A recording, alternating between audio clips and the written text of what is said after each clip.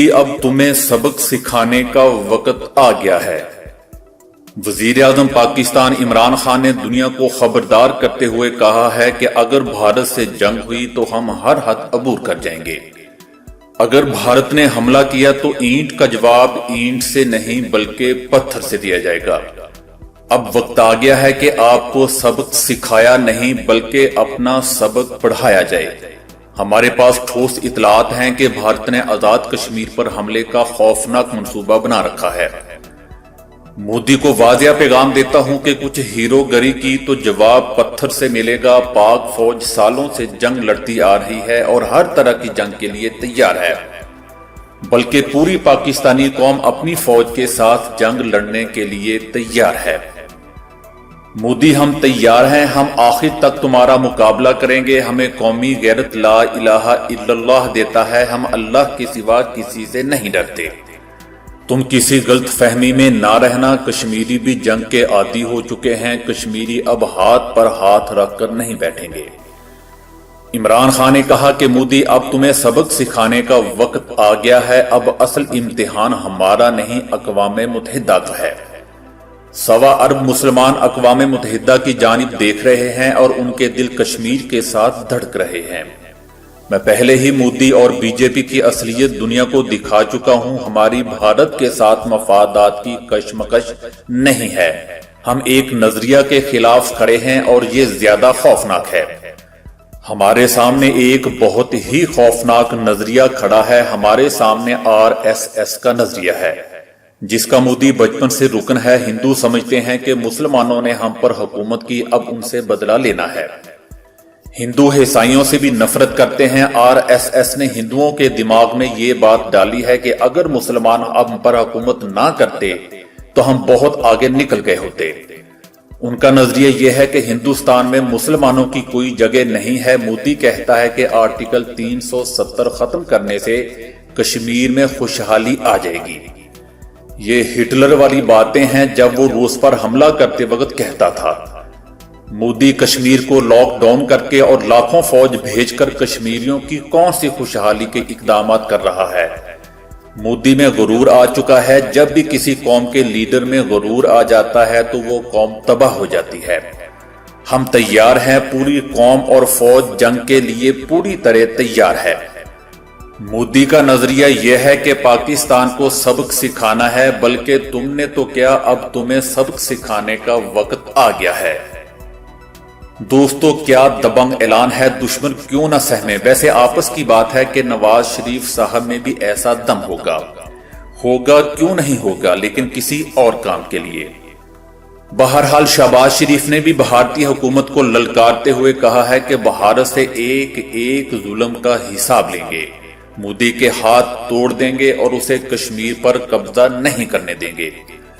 مدد کے لیے ٹرمپ کی بجائے ہمیں اللہ تعالیٰ کی طرف دیکھنا ہے۔ یوم آزادی کی تقریب سے خطاب کرتے ہوئے انہوں نے کہا کہ کشمیریوں کو ان کا حق دلوائیں گے اور کشمیر ضرور پاکستان بنے گا۔ ہمیں ٹرمپ کارڈ کی بجائے پاکستانی کارڈ کھیلنا ہوگا۔ جو ہاتھ پھیلاتے ہیں وہ کبھی بھی آزاد نہیں ہو سکتے۔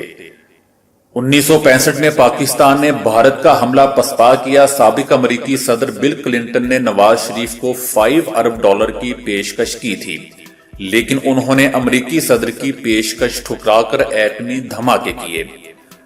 نواز شریف نے 6 ایٹمی دھماکے کر کے دشمن کے دانت کھٹے کر دیے۔ فروری 2019 میں بھی پاکستانی شہینوں نے بھارتی حملہ پسپا کیا۔ شہباز شریف کا کہنا تھا کہ ایسی کوئی بات نہیں کرنا چاہتا جس سے تفرقہ پیدا ہو۔ تفرقہ پیدا کرنے کے لیے ملک کے سربراہ ہی کافی ہیں۔ ابھی بھی وقت ہے، ہوش کے ناخن لیں، زیر اور زبر کی بجائے جمع کریں۔ دوستو، مخالفت اپنی جگہ، لیکن شہباز شریف کی جو بڑک ہوتی ہے وہ دبنگ ہوتی ہے، چاہے زرداری کو سڑک پر گھسیٹنے کی ہی کیوں نہ ہو۔ بہرحال کاغذ کے ایک غیر قانونی ٹکڑے سے کشمیر کی حقیقت نہیں بدلی جا سکتی۔ Army chief general Qamar Javed Bajwa نے کہا ہے کہ کشمیر پر کسی قسم کے سمجھوتے کا سوال ہی پیدا نہیں ہوتا۔ بھارتی جبر کے سامنے سیسا پلائی دیوار کی طرح کھڑے ہیں، چاہے اس کے لیے ہمیں کوئی بھی قیمت ادا کرنی پڑے۔ 1947 میں کاغذ کے ایک غیر قانونی ٹکڑے سے کشمیر کی حقیقت نہیں بدلی جا سکتی۔ غیر قانونی اقدام کشمیر کی حیثیت تبدیل نہیں کر سکتا۔ پاکستان کشمیریوں کے ساتھ کھڑے ہیں۔ دوستو، مقبوضہ کشمیر میں بھارت کے اقدام سے دہشت گردی میں اضافہ ہوگا۔ سابق راج چیف AS دولت نے دھواں دھار انٹرویو دیتے ہوئے کہا ہے کہ بھارت میں ایک غیر یقینی کی صورتحال ہے۔ BJP واجپئی والی پارٹی نہیں رہی، واجپئی کی پارٹی ختم ہو گئی۔ مودی سرکار کے اقدام سے بھارت میں دہشت گردی کا اضافہ ہوگا۔ مقبوضہ کشمیر کے انضمام کا رد عمل کہیں نہ کہیں تو آئے گا۔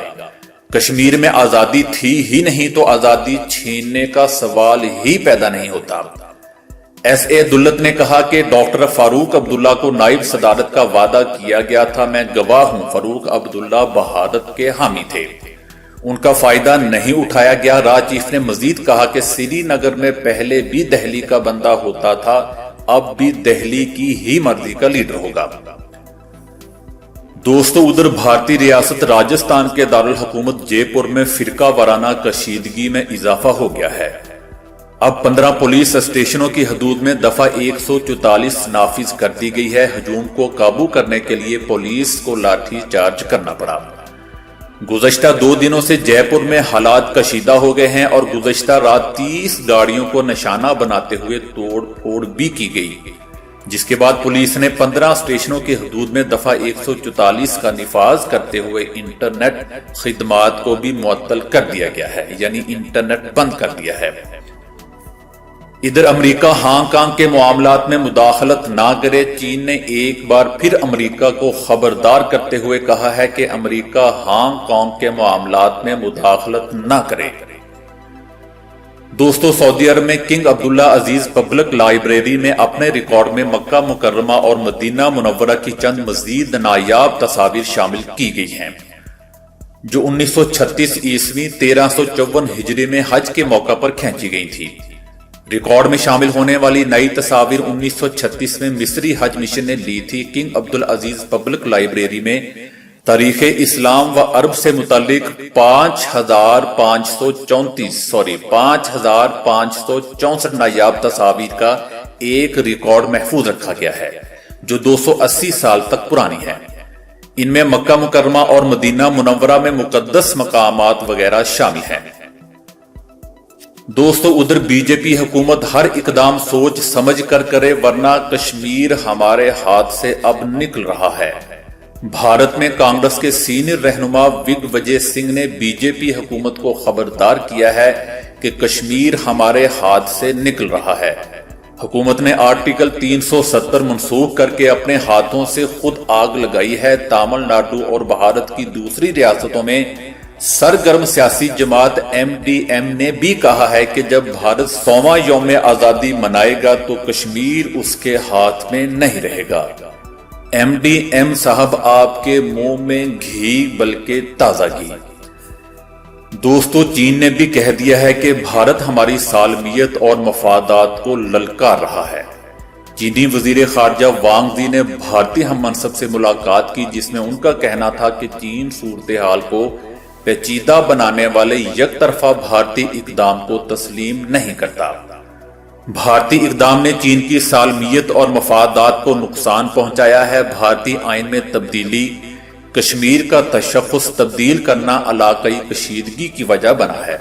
ہم سرحدی علاقوں میں غیر ضروری مداخلت نہیں چاہتے۔ بہتر ہے کہ بھارت بھی اس بات کو سمجھے۔ دوستو، بھارتی فوج میں شامل پنجابی کشمیر میں ظلم کا حصہ نہ بنے۔ فواد چودھری کا کہنا ہے کہ میں بھارتی فوج میں موجود تمام پنجابیوں سے اپیل کرتا ہوں کہ وہ کشمیر میں ناانصافی اور ظلم کا حصہ نہ بنے۔ ظلم سے انکار کرنے کا مطالبہ کرنا مداخلت نہیں۔ میں بھارتی فوج میں موجود تمام پنجابیوں سے اپیل کرتا ہوں کہ وہ کشمیر میں ناانصافی اور ظلم کا حصہ نہ بنے اور مقبوضہ وادی میں ڈیوٹی کرنے سے انکار کر دیں۔ میں تمام انصاف پسند بھارتیوں سے مطالبہ کرتا ہوں کہ وہ نریندر مودی کی حکومت کے اصولوں کو ماننے سے انکار کر دیں، کیونکہ مزاحمت کے بغیر امن ممکن ہی نہیں ہوتا۔ दोस्तों, गवर्नर स्टेट बैंक बाकर रजा ने कहा है कि आज हम मुश्किल माशी हालात का सामना कर रहे हैं, लेकिन यकीन दिलाता हूं कि मुल्क दुरुस्त सिमत में आ गया है। अब हमें एक कौम होकर इस सारे सिलसिले को जारी रखना है। दोस्तों, दुनिया का सबसे बड़ा 1 किलोमीटर तवील सब्ज हलाली परचम तैयार कर लिया गया, जिसका मकसद कबाइल की तरफ से हुब्बुल वतनी का इजहार है। लंडी कोतल के समाजी कारकुन शाकिर आफरीदी ने झंडा लाहौर में 1 माह में तैयार करवाया। ये 1,24,000 मुरब्बा फीट और 23 मन वजनी है। 10,000 रजाकारों ने थाम कर लंडी कोतल बाजार से तूर खां बॉर्डर तक 12 किलोमीटर तवील मार्च किया। इधर वेस्ट इंडीज ने 26 साल 140 किलोग्राम वजनी और 6.5 फीट के कॉर्नवेल को भारत के खिलाफ टेस्ट में शामिल कर लिया है। उन्हें डोमेस्टिक सतह पर मुस्तकिल मजाजी से बेहतर कारकर्दगी का सिला दिया गया है। अगर उन्हें भारत के खिलाफ मैदान में उतार लिया गया तो वो इंटरनेशनल क्रिकेट में अब तक कदम रखने वाले सबसे वजनी क्रिकेटर बन जाएंगे।